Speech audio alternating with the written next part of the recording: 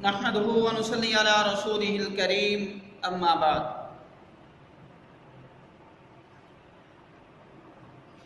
آج 5 ذی الحج کا دن ہے۔ 4 دن کے بعد قربانی والا عمل شروع ہوگا۔ پوری دنیا کے اندر لوگ اللہ کے حضور اپنی قربانیاں پیش کریں گے۔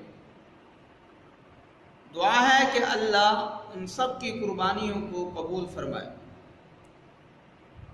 آج اس قربانی کے حوالے سے گفتگو کرنی ہے۔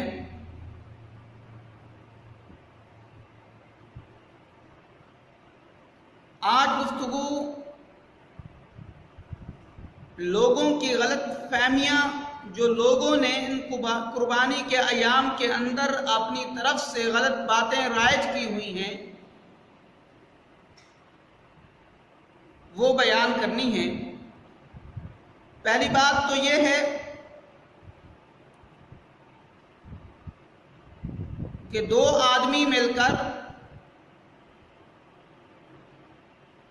وہ یہ کہتے ہیں کہ ہم الگ الگ جانور خریدنے سے بہتر ہے کہ ہم ایک ہی گھر کے اندر، ہم دونوں بھائی ہیں، ہم ایک ہی گھر کے اندر ایک بڑا سا اچھا سا بکرا لے کر قربانی کر لیتے ہیں۔ اب اگر کوئی اس طرح 2 آدمی مل کر ایک بکرے کے اندر 2 آدمی حصہ ڈالتے ہیں تو اب آیا کہ ان کی قربانی ہوگی یا نہیں ہوگی؟ تو مسئلہ یہ ہے کہ حدیث مبارکہ کے مطابق جو یہ دمبا یا بکرا یہ جو جانور ہیں یہ ایک آدمی کی طرف سے کافی ہوتے ہیں۔ اگر 2 آدمی اس میں شریک ہو کر قربانی کریں گے تو دونوں کی بھی قربانی جائز نہیں ہوگی۔ وجہ کیا ہے؟ وجہ یہ ہے کہ ان دونوں میں سے ایک کہے گا کہ اس کے اندر میرا بھی حصہ ہے، دوسرا کہے گا میرا بھی حصہ ہے۔ جب دونوں کا حصہ اس میں صحیح طرح ہوا ہی نہ تو ان کی قربانی کیسے ہو سکتی ہے؟ اور دوسرا مسئلہ یہ ہے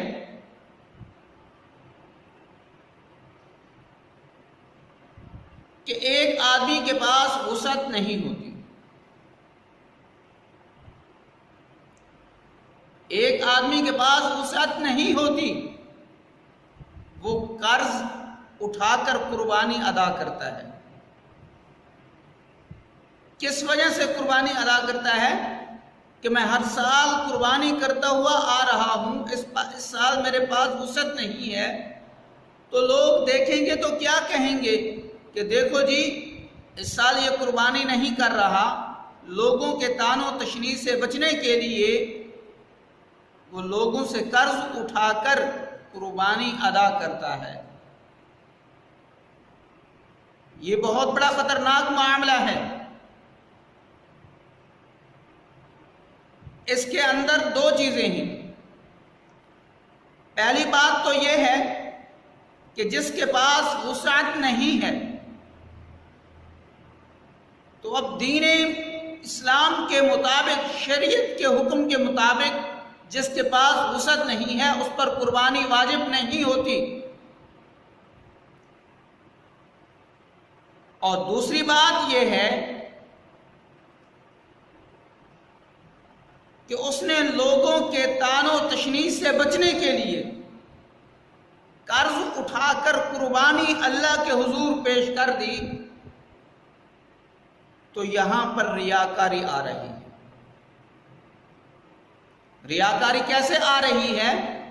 کہ لوگوں کے ڈر کی وجہ سے وہ قربانی کر رہا ہے کہ اگر وہ قربانی نہیں کرے گا تو لوگ اس کے بارے میں غلط الفاظ استعمال کریں گے۔ اب وہ لوگوں کو دکھلانے کے لیے قربانی کر رہا ہے کہ تاکہ لوگ میرے بارے میں غلط الفاظ یا غلط سوچ کو اختیار نہ کریں۔ اور جس کام کے اندر ریاکاری شامل ہو جائے وہ کام اللہ کے حضور قابل قبول نہیں ہوتا۔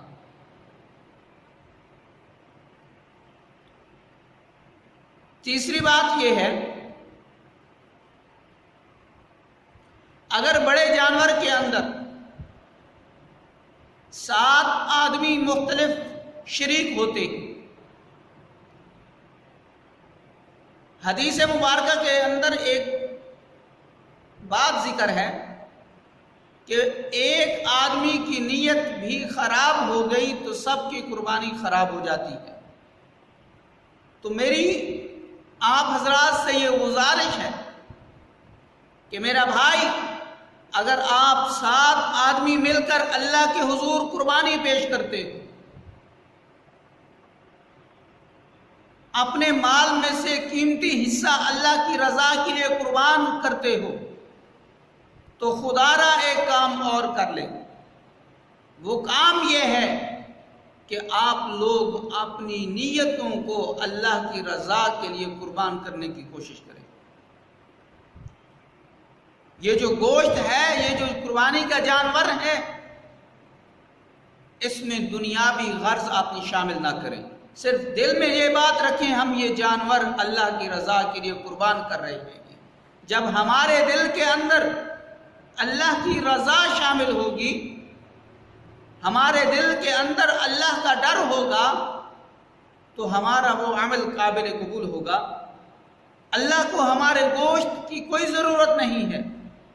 قرآن مجید میں لن ینال اللہ لحومها ولا دماؤها ولکن ینالہ التقوی منکم، کہ اللہ فرماتے ہیں کہ ہمیں گوشت اور خون کی کوئی ضرورت نہیں ہے، ہم تو صرف تمہارے دل کا تقوی دیکھنا چاہتے ہیں۔